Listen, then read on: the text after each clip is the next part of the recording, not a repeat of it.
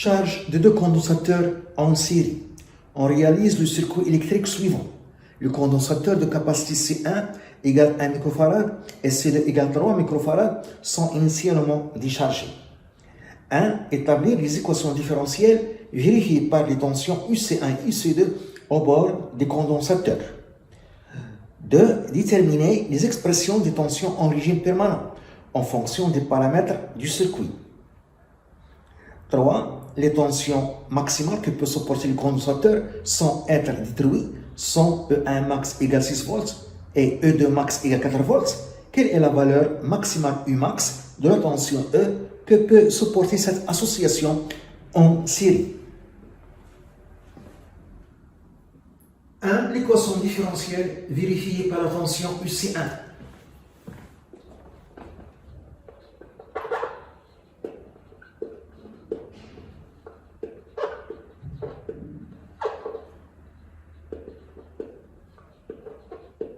Par la tension UC1.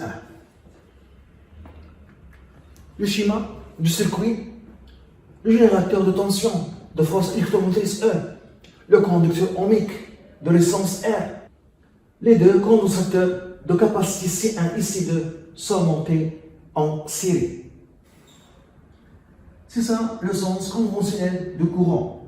Le sens de déplacement des électrons, c'est le sens contraire. Les électrons sortent d'un point négatif et lorsqu'ils arrivent à cette armature et se répartissent sur cette armature, ne peuvent pas passer car entre les deux armatures, il y a un isolant. Il y a la répulsion entre ces électrons et les électrons libres de l'autre armature. Les électrons libres de cette armature sont repoussés vers l'armature voisine et se répartissent sur cette armature. Ici, il y a un manque d'électrons qui se traduit par une charge positive. Ce qui se passe ici se passe ici. Il y a répulsion entre ces électrons et les électrons libres de l'autre armature. Les électrons de l'autre armature sont repoussés vers le pôle positif. Donc ici, il y a un manque d'électrons qui se traduit par une charge positive. Donc ici, on a Q1, ici, moins Q1. Ici, on a Q2. Ici, moins Q2. Et on voit que Q1 est égal à Q2. Les deux condensateurs ont la même charge. Pour trouver l'équation différentielle, on applique la loi d'addition des tensions. La loi d'addition des tensions. On a la tension EAN est égale à la tension EAB plus la tension UDD plus la tension UDN plus la tension UMN. La tension UAN, c'est E. La tension UAB, c'est UR. La tension UBD, c'est UC1. La tension UBN, c'est UC2. Plus la tension UNN entre les bornes d'un fil, pratiquement zéro. E égale la tension ER. En convention récepteur, c'est R fois I. En convention récepteur, la flèche que représente la tension R et la flèche que représente le sens positif du courant en des sens opposés. Plus UC1 plus UC2.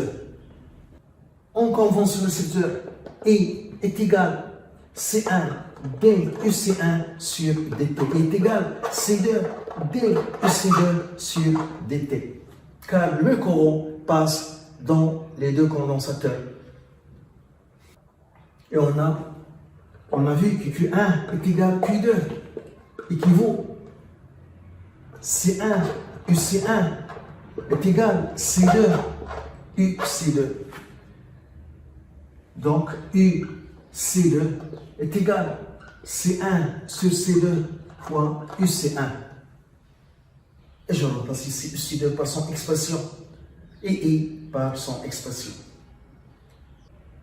Donc, je vais avoir E est égal RC1 DUC1 sur DT plus UC1 plus UC2 qui est C1 fois UC1 sur C2. Donc E est égal à R fois C1 DUC1 sur DT plus, je factorise ici par EC1. Je vais factoriser ici par EC1. Et j'ai ici 1 plus C1 sur C2. Donc E est égal à RC1 DUC1 sur DT plus C2 C1 plus C2 fois UC1. Je vais multiplier le nombre par l'inverse de ce facteur de UC1. Je vais multiplier le nombre par C2 sur C1 plus C2. Et je vais avoir C2 fois E sur C1 plus C2 est égal à C1 C2 sur C1 plus C2 D UC1 sur DT plus UC1. C'est l'équation différentielle vérifiée par la tension UC1. Pour trouver l'équation différentielle vérifiée par la tension UC2, on peut suivre la même méthode. Et je vais trouver ici C1 fois E sur C1 plus C2. Et ici la dérivée de UC2, ici plus UC2. Pour la tension UC2, on trouve C1 fois E sur C1 plus C2 est égal à C1 C2 sur C1 plus C2 D UC2 sur DT plus UC2. De les tensions en régime permanent.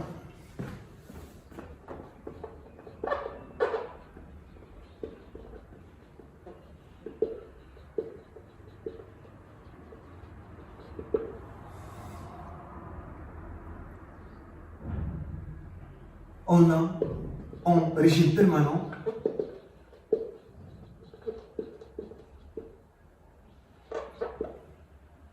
UC1 est égal à une constante. Donc la dérivée est égale à 0. Donc DUC1 sur DUC1 sur DT est égal à 0. Et on trouve que UC1 est égal à UC1 en régime permanent est égal, donc ce terme est égal à 0, donc c'est C2 fois E sur C1 plus C2. Et la même chose pour UC2 en régime permanent, UC2 est égal à une constante, ce qui donne la dérivée DUC2 sur DT est égal à 0.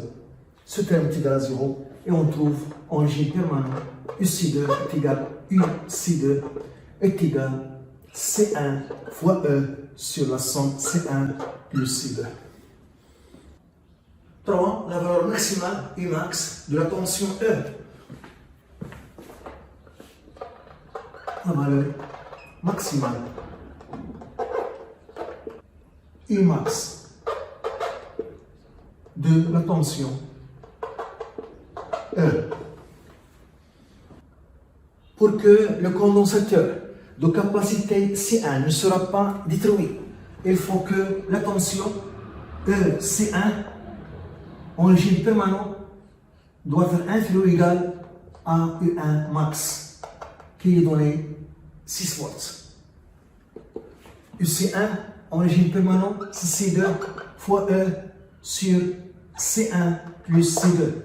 Doit être inférieur ou égal à U1 max, 6 volts.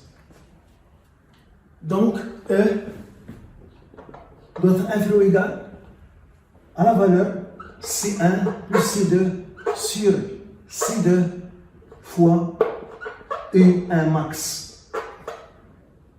Application numérique, la tension E d'autre inférieur ou égal C1, c'est 1 microfarad plus C2, 3 microfarad sur C2, 3. Et E1 max, 6 volts. Donc, E d'autre inférieur ou égal 8 volts. La même chose, pour que le condensateur de capacité C2 ne sera pas détruit, il faut que la tension à ces bornes en régime permanent UC2 inférieure ou égale à la tension maximale E2 max que peut supporter le condensateur de capacité C2. Et UC2, c'est C1 fois E sur C1 plus C2. C1 fois E sur C1 plus C2 doit être inférieur ou égal à U2 max, la tension maximale que peut supporter le condensateur C2.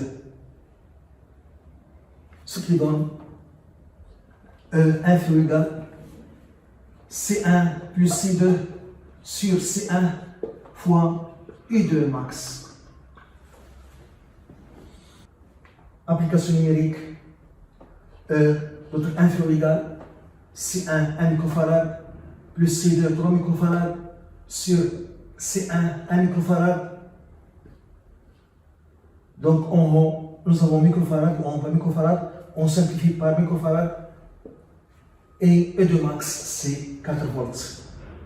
La tension maximale que peut supporter le condensateur de capacité C2.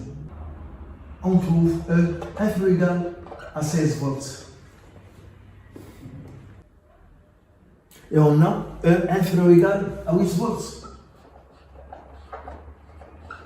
Donc, ici on a 0, ici 8, ici 16 volts.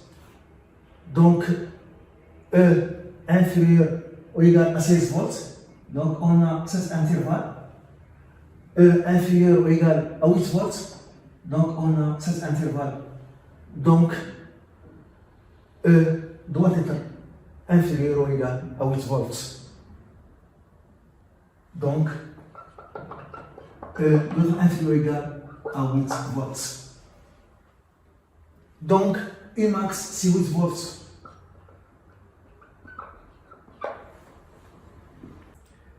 Si la force électromotrice E du générateur est supérieure à 16 volts, les deux condensateurs seront détruits. Si E est comprise entre 8 volts et 16 volts, le condensateur de capacité C1 sera détruit. Et si E est inférieur ou égal à 8 volts, les deux condensateurs fonctionnent normalement.